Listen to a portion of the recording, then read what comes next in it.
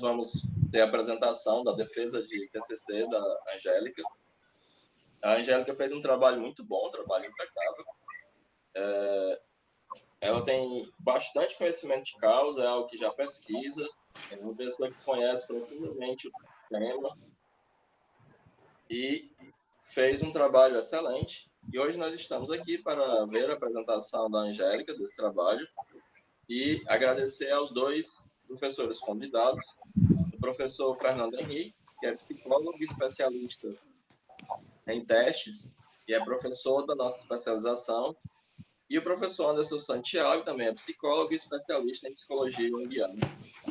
Hoje serão parte da banca que irá avaliar o trabalho da Angélica. Então, sem maiores delongas, eu passo a palavra para a Angélica, ela tem 15 minutos para apresentar, e depois os dois professores que fazem parte da banca farão suas considerações. Show, obrigada, Heráclito. Eu preciso de ajuda aqui em relação à apresentação de slide. Eu clico embaixo, apresentar agora, aí eu aperto o quê? A tela inteira, uma janela.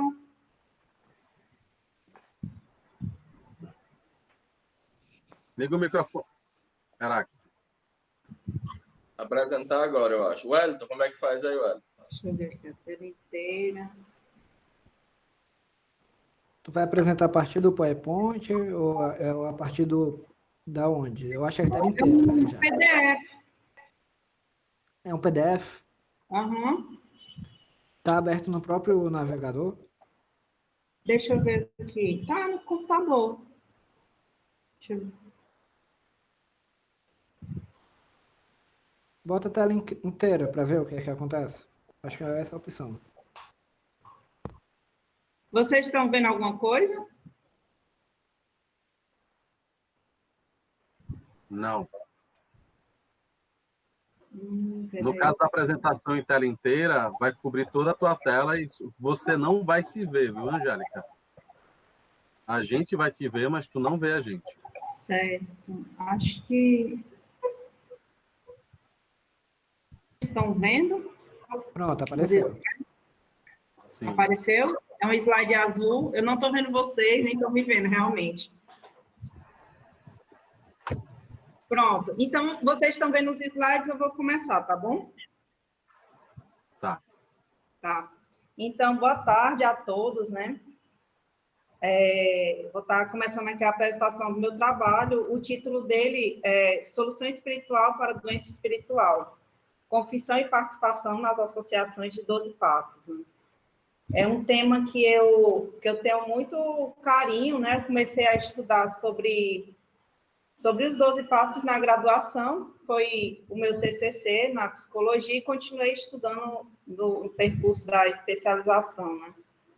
Então, meu objeto de estudo, ele é a recuperação, as dependências a partir dessa participação nas associações de 12 passos, né?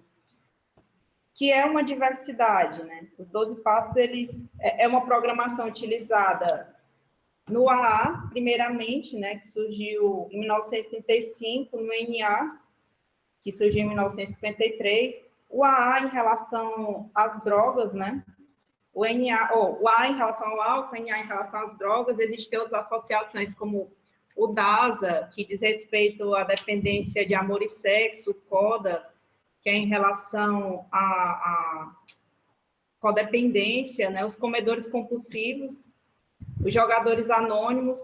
Eu descobri em Recife que tinha uma chamada Emocionais Anônimos, que eu não conhecia, e tem também as associações que utilizam 12 passos, que a questão não é sobre a dependência a um determinado objeto, mas a relação com o dependente, tipo o amor exigente, o Naranon, o Alanon, o Alatim, né? Enfim, são várias associações que existem no mundo há muitas décadas em que várias pessoas vêm aplicando ou buscando um determinado tipo de recuperação, né, nesses locais.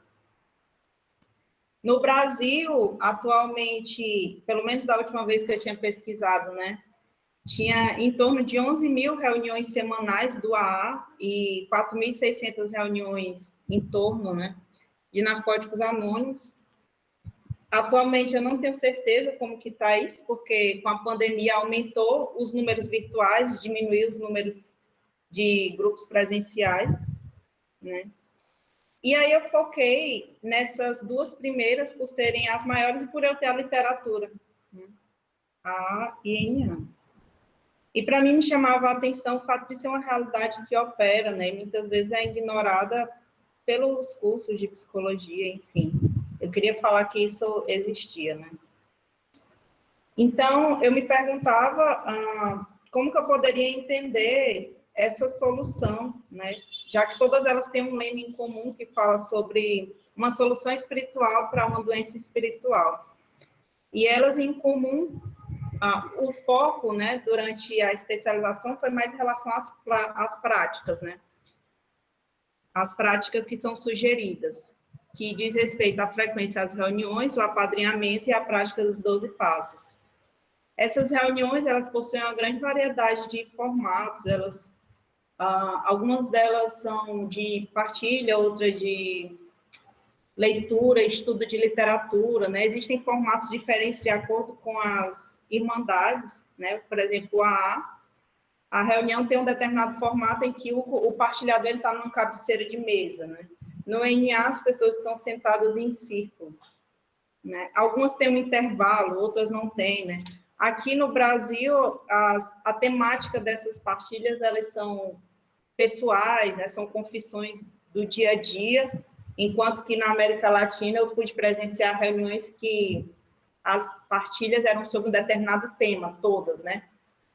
Se elegia um tema para ser falado durante a reunião. Enfim, a frequência das reuniões é uma das sugestões. O apadrinhamento sendo essa relação com outro membro, e aí existe uma variedade sobre a forma como esse apadrinhamento ele pode acontecer, né? Tem um livro chamado Apadrinhamento que vai falando sobre essa diversidade. E a prática dos 12 passos, que, resumindo, diz respeito à admissão de impotência, da ingovernabilidade da vida, no primeiro passo, né? A crença no poder superior e a entrega da própria vida a esse poder superior, um inventário moral sobre a sua vida e o compartilhamento desse inventário para um outro ser humano, um inventário sobre defeitos de caráter, né? Há passos relacionados à reparação, a restituições, e o 10º passo sobre um inventário diário, né? A manutenção desse inventário, um 11º de prece e meditação e o 12º passo de levar a mensagem. E aí essas práticas, elas possuem uma raiz histórica, né? E essa raiz histórica, ela está relacionada aos grupos Oxford, né? E eu vou buscar isso nessas cartas do Bill, uma de 1953 e uma de 1961. O Bill Wilson é um dos fundadores de Alcoólicos Anônimos, né? E é dito que ele foi a pessoa que escreveu os 12 passos, após uma experiência luminosa, né? Após uma experiência religiosa. E aí ele agradece numa carta ao Jung, que é essa de 1961, ao Jung, os grupos Oxford e ao William James, porque ele teve acesso ao livro As Variedades da Experiência Religiosa, foi muito importante para o surgimento do AA também, e ao próprio médico dele que falou da sua desesperança em relação a um tratamento para o alcoolismo, né? E, então, o começo do trabalho, eu vou fazendo esse resgate histórico, né, da desesperança médica, a experiência luminosa, começando, e aí é isso que o Bill vai relatando nessas cartas, né? O Roland H. era um paciente do Jung nos anos 30, em que chegou aos grupos Oxford após o Jung falar sobre a desesperança em relação à continuidade, a uma solução ao alcoolismo por aquela via, né? Que ele poderia ter uma solução se pôr-se numa atmosfera religiosa e esperasse pelo melhor, né? Que apenas uma experiência religiosa genuína poderia ser uma saída para aquela situação dele. E aí ele chega nos grupos Oxford, que nessa época era uma alternativa para muitos alcoolistas, né, muitos alcoólatras. Lá ele encontra o Webb, que era um amigo de infância do Bill e que também estava encontrando a recuperação para o alcoolismo dentro desses grupos Oxford. E o Webb chega no Bill, lá na psiquiatria em que ele estava internado, com o livro do William James, né, As Variedades da Experiência Religiosa, falando tanto da recuperação que eles estavam conseguindo ter dentro desses grupos, quanto presenteando com esse livro, sabe? Tipo, lê isso daí. E aí, o movimento Oxford, que era esse local, né, de onde surge o AA, e de onde o AA herda essas práticas, né, de confissão, de participação, de restituição, de prece-meditação, eles eram uma alternativa ao protestantismo que, como fala o Jung, né, o protestante, ele estava entregue somente a Deus, né, após destruir, após quebrar os dogmas e os ritos que salvaguardavam ele de uma experiência religiosa imediata, né? E os grupos Oxford, o movimento Oxford era como essa alternativa confessional para esses sujeitos, né, postos numa relação com Deus sem proteções. E que lá tinha essas práticas, né, de confissão pública, enfim. Os princípios aos quais, né, o AA herda dos grupos Oxford são princípios de honestidade, pureza, altruísmo e amor.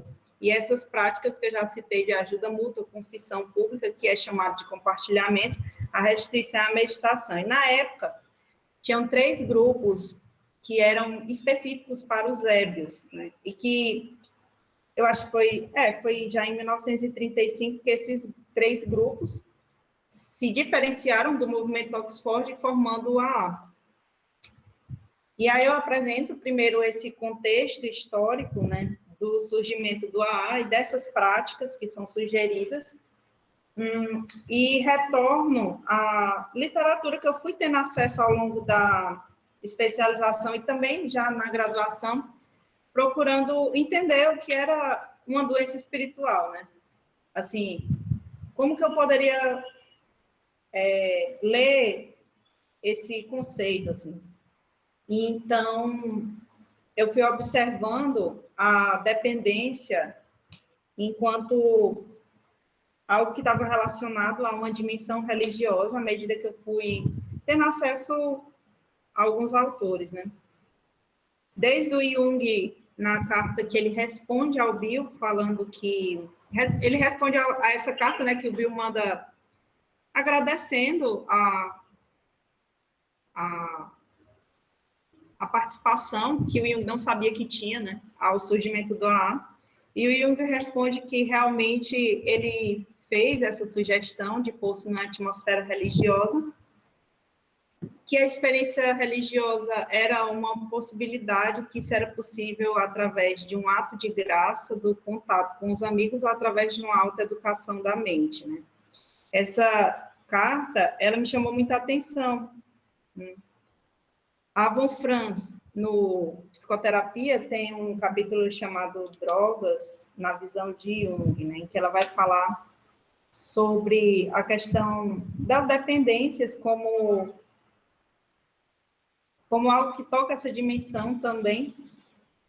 Ela vai utilizar o termo Deus e substitutos, né, fazendo referência a esse termo que o Jung fala. E no Gato, a Von Franz vai falar sobre o alcoolismo como uma síndrome do abandono.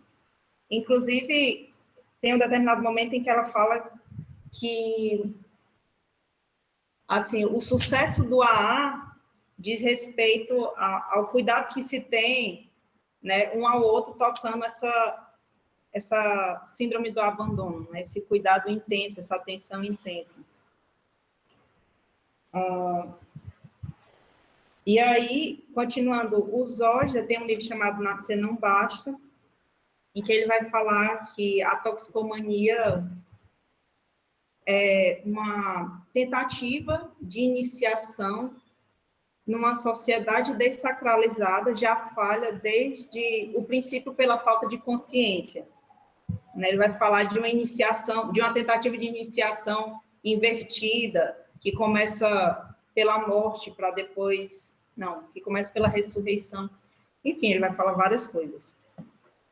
Inclusive, que a dependência possui 3 elementos, né? De compulsão, de obsessão e um elemento religioso. Tá. O Sam Knife, ele tem um artigo chamado Fundamentos Arquetípicos da Adicção e da Recuperação, em que ele vai falar sobre a adicção, também partindo dessa troca de cartas, vai falar dos 12 passos, como um caminho sistemático para o tipo de vida espiritual que possibilita a recuperação.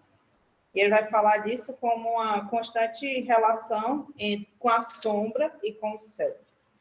E a Marion Woodman, ela vai chegar, né, em Zurique com questões relacionadas à alimentação, e ela acaba fazendo um trabalho que vai falando sobre o vício, né?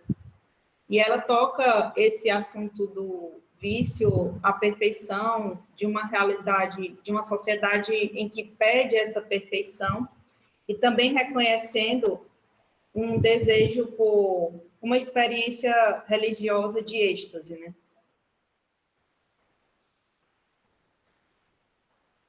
E aí o AA vai dizer que, para essa doença, né, eles trazem, no texto deles, né, no texto básico deles, essa frase que eu quis colocar aí para introduzir o assunto.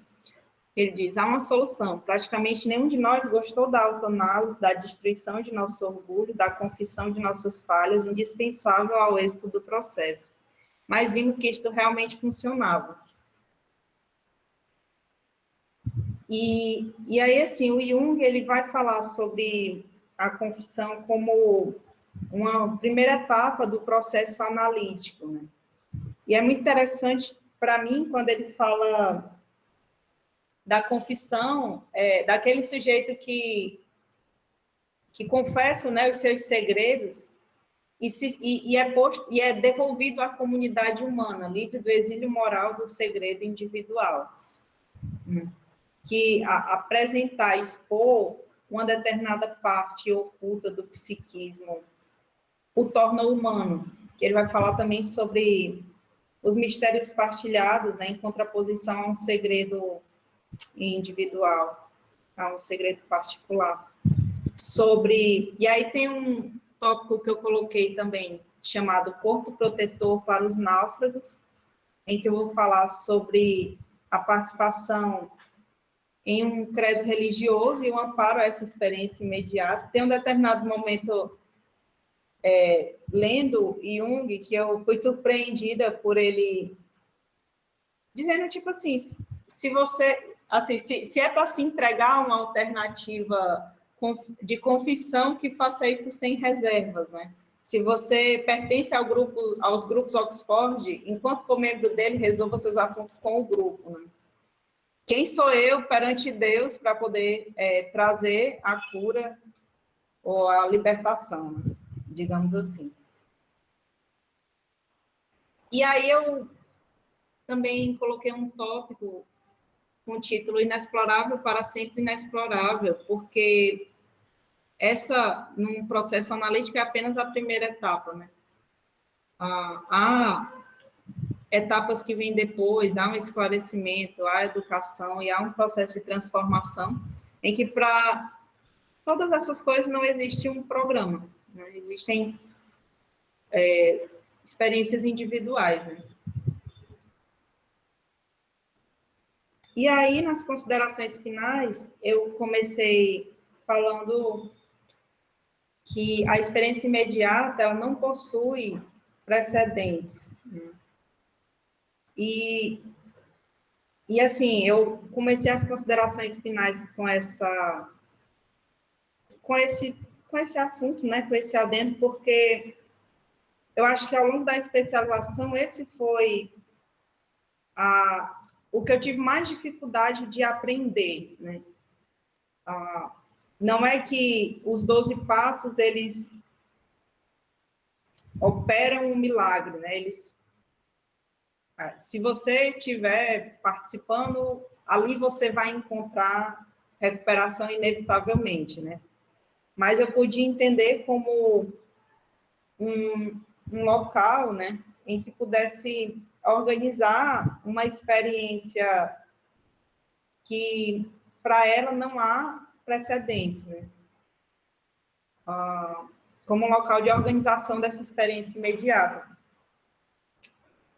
Eu tive acesso a um livro chamado Guia para Trabalhar os Passos, em que, também, na mesma época, né, tinha falando assim, que algumas pessoas tinham essa experiência, entendiam os passos ou vivenciavam os passos de uma forma intuitiva, como se de alguma forma já tivesse sido feito, e outras vão trabalhando eles sistematicamente ao longo da vida, esperando alguns resultados, né? E aí no livro do James tem um capítulo sobre conversão, e se eu não me engano, eu acho que é o Jung, ou não sei se é o Bill que fala para o Jung, que utiliza essa palavra, né, a conversão, como um ato de conversão, né, esse livramento. E aí, lá nesse capítulo do William James sobre conversão, tem um determinado momento que é falado sobre um tipo de conversão volitiva, que é conscienciosa e voluntária, e uma conversão mais próxima ao que ele chamaria de renúncia de si, que é involuntária e inconsciente, né?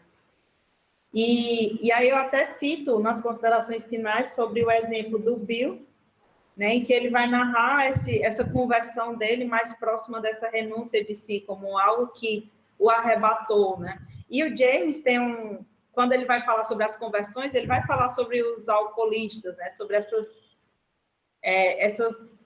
experiências que são tão relatadas de uma conversão súbita, né, como um ato de graça.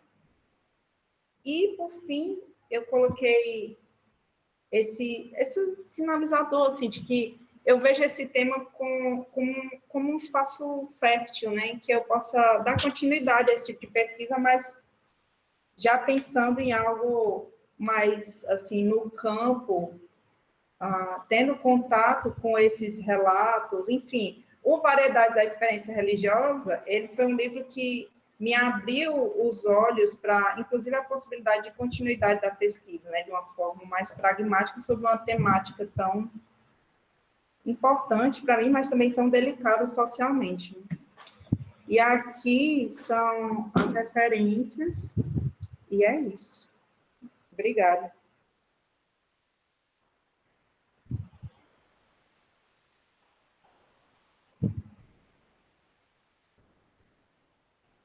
Pronto.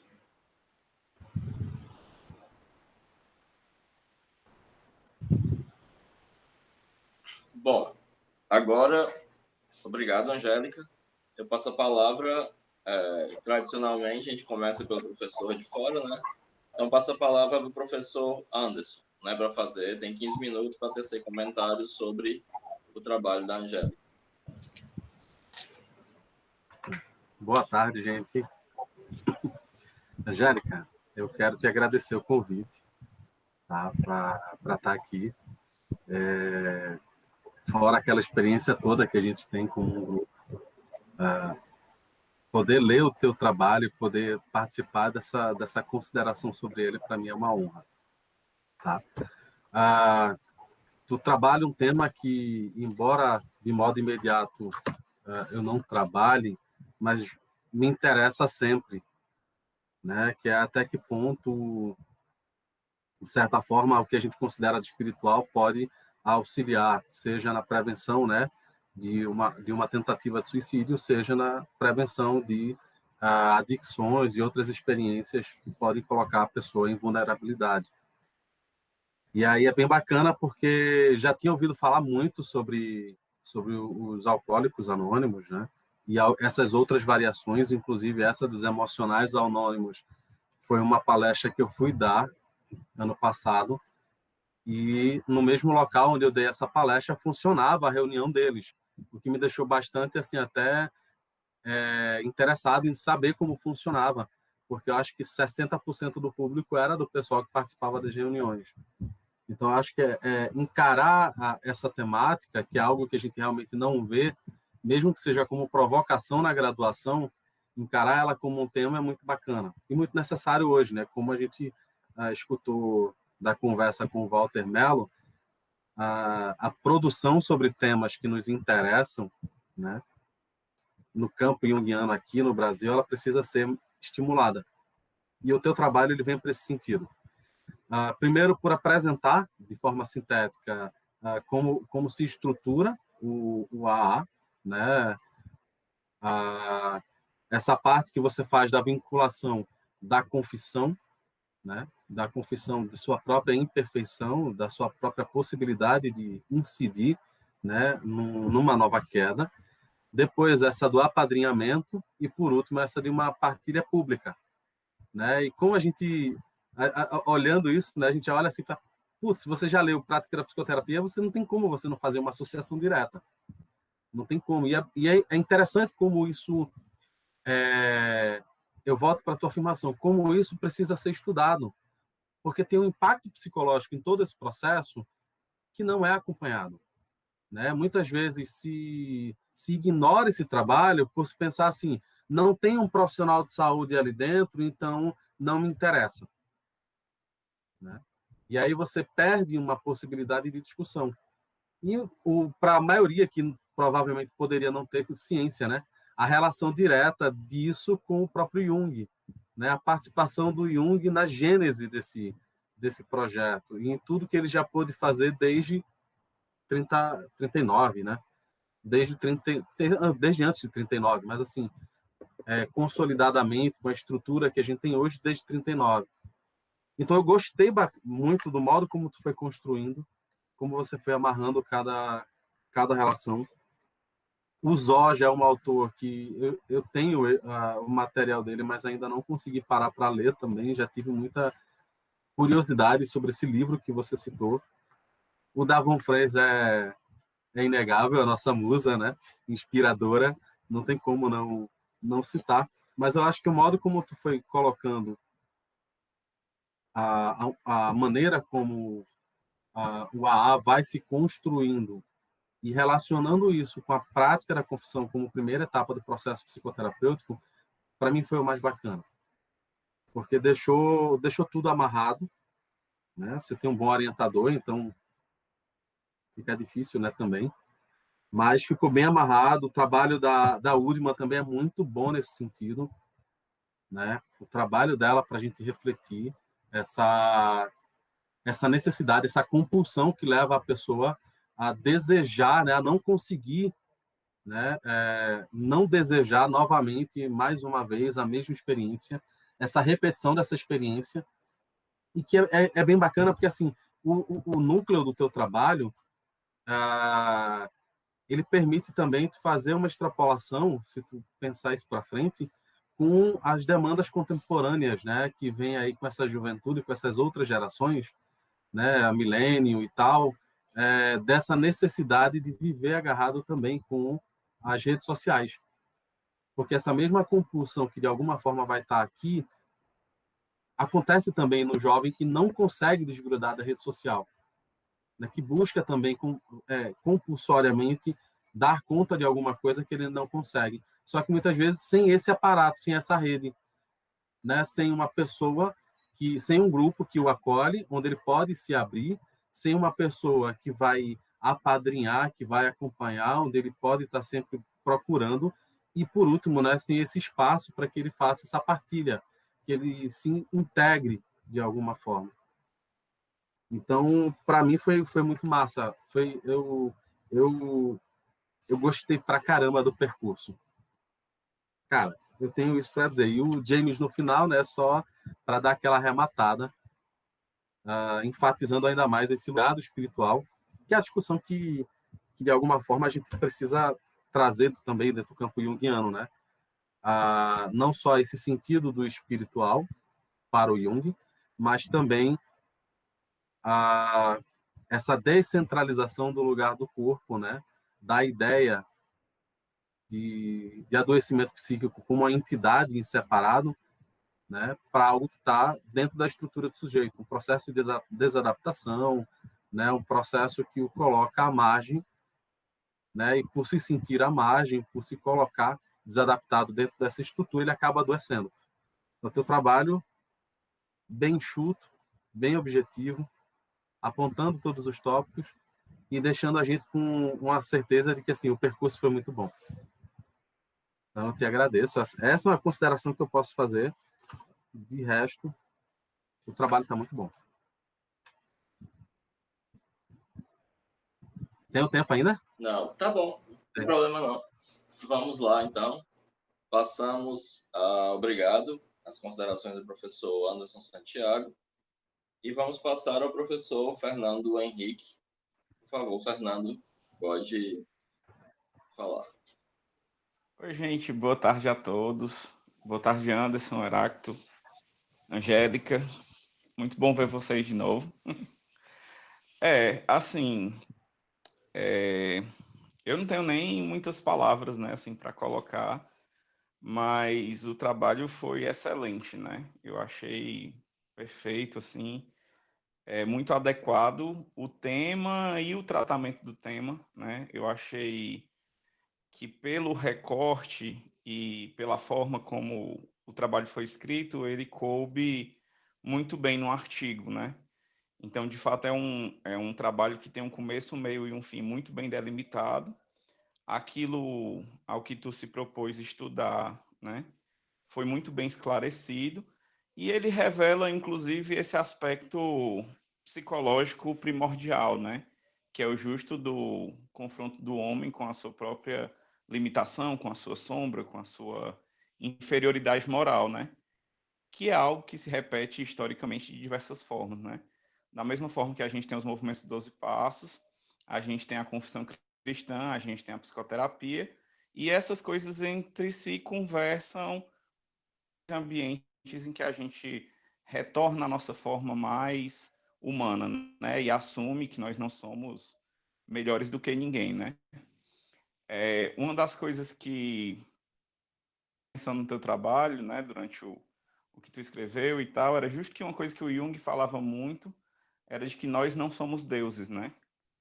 E a percepção da nossa humanidade, da nossa fraqueza, ela é fundamental, inclusive para a vida em sociedade, né? Uma coisa que o Jung falava também era sobre o quanto o reconhecimento da nossa sombra, pelo menos, nos permite ter mais tolerância com os defeitos dos outros, né? Então, eu acho que tem uma coisa muito massa aí, né? Tem um movimento de acolhimento e reconhecimento das nossas fraquezas, né? Assim, dentro do teu trabalho e tal. Então, ele tem uma preciosidade cultural, né?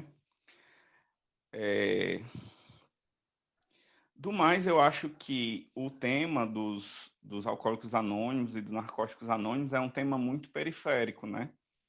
Eu não sei, ou eu não saberia como é que essa experiência se tornaria vinculada à psicologia, por exemplo. Eu acho que isso aí é uma grande pergunta, né?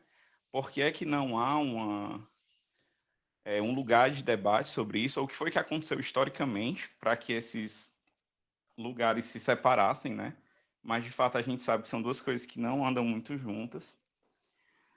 E, por fim, eu acho que é pensar como essa proposta do AA, ou como essa proposta... O que é essa solução espiritual, né?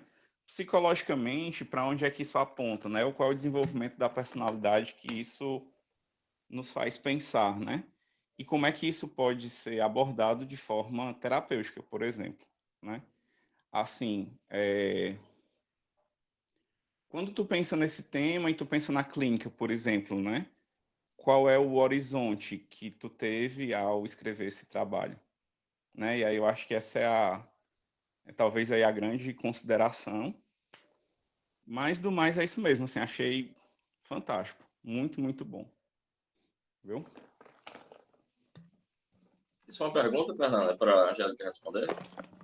Só para ela comentar sobre o horizonte, assim, na clínica, por exemplo, né? Dessa Ok. relação sobretudo quando se passa essa primeira fase da confissão, né? O que é que acontece depois? para onde é que a coisa se encaminha. Que foi algo que tu cotejou ali no final do teu texto, meio que en passant, assim. Mas então eu passo a palavra agora para a Angélica. Muito obrigado ao professor Fernando.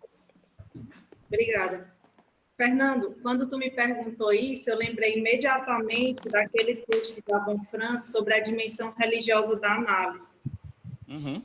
Né? Em que, se eu não me engano, ela diz assim que, em última instância, a psicoterapia ela busca que esse sujeito ele volte a se relacionar com algo que tem, que toca essa dimensão religiosa. Eu tive algumas experiências dentro de instituição, e aí era muito diferente, assim, para mim, né? Estar dentro do consultório, atendendo as pessoas que estavam internadas, né? E aí, no dia a dia, elas estavam aprendendo sobre a programação de 12 passos, e algumas delas vivenciando isso como algo bom, outras vivenciando isso como uma grande crueldade, né? Tipo, meio punitiva e tal, levando em consideração modelos de instituição que são involuntários, por exemplo, enfim, aí acaba associando o que está sendo proposto enquanto 12 passos com as práticas que são feitas ali dentro da instituição involuntária, e aí, quando chegava o momento da análise, em que a gente não estava ali para poder falar de droga, ou da dependência, ou do que a pessoa estava pensando em fazer com aqueles passos, né? Eu tentava prestar atenção para onde que apontava aquele... Porque muitas vezes chegava, por exemplo, falando de relacionamento, né? E aí, o que é que tem de caráter luminoso naquele assunto que está sendo falado, né? Se a droga, se o relacionamento, se qualquer outra coisa, né? Então, eu não sei se eu estou respondendo, agora eu fiquei confusa. Tá respondendo, vai lá. Me lembra a pergunta de novo? Porque eu comecei a viajar aqui. Não, eu queria saber como é que, quando tu vai terminando o texto, que tu fala das fases, né? Confissão, esclarecimento, educação e transformação, como é que tu vislumbra isso dentro do...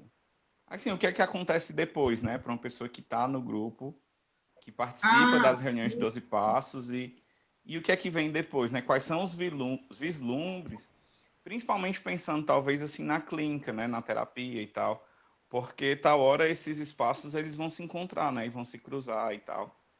E aí, para onde é que a coisa ruma, né? Digamos assim.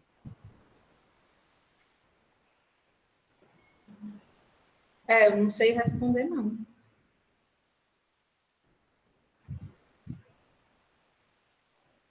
Bom, então não tem problema.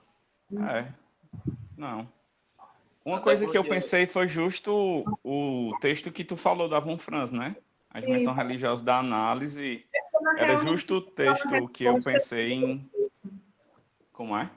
Tipo, eu não consigo dar uma resposta sobre isso, para onde que vai, né? Porque há tantos destinos quanto pessoas no mundo, assim. Então, eu entendo que isso acaba tocando uma dimensão religiosa, e aí isso vai sendo trago ou na vida da pessoa direcionado a outros objetos, ou direcionado a outras questões, mas praticamente, assim, dizer para onde isso caminha, eu não sei.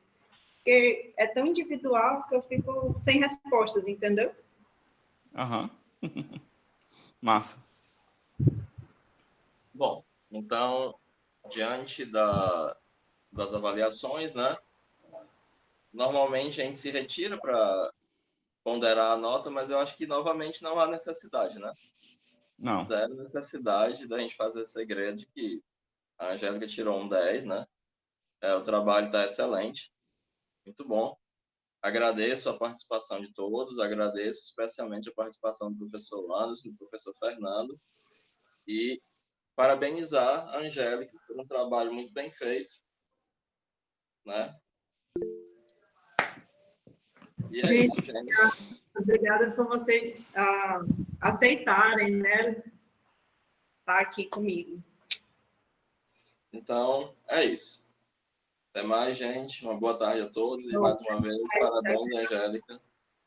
Valeu, até mais. Parabéns, Angélica. Parabéns, Parabéns. Angélica. Foi ótimo e quero ler seu trabalho.